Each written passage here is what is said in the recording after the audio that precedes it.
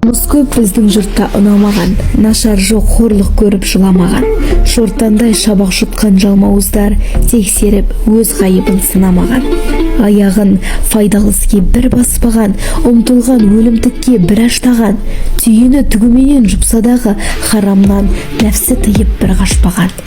Әр істі деп білеміз Құдай қылған, жап жақсы адамдарды бұлай қылған. Лақин әр кімге Алла берді қияр, бәнде өз тапса керек фиғлыны. Шықса егер мыңнан біреу білген болып, халықтың пайдасына жүрген болып, қазақты химмет еткен жан болмады, бұларға жәрдем көмек берген болып. Милләтті қызмет етер хүнәрпаздар, фида етер шыбын жанды шақпаздар.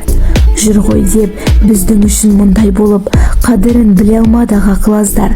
Мысалы, қара халық үріккен бойдай, бақпаса кетуші еді қасқыр тоймай.